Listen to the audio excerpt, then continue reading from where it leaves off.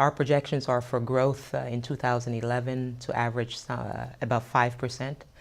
Growth could rise to 5.75% in 2012, partly as a result of boosts to production, one-off boost to production in some economies.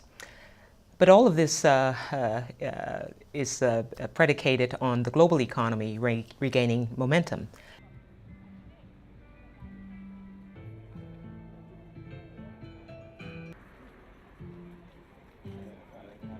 We have some new evidence that the living standards of the poorest households in a number of the faster growing economies has increased quite significantly.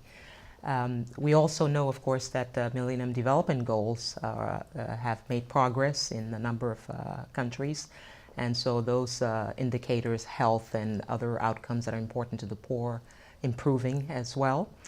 But it's important to say that, of course, growth is important, it's critical to reducing poverty, but is not necessarily always sufficient.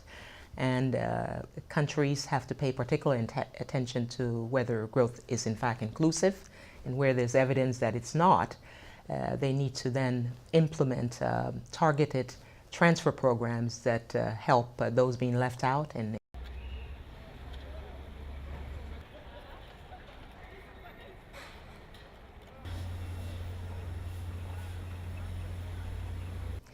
well, we've seen over the past decade a significant transformation in Africa's trade patterns.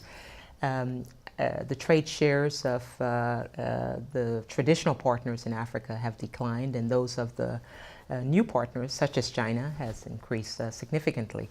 So the export share of new partners has increased from 30 to 50%. And the import share of those new partners from 40 to 60% over the last 10 years. It's a significant change.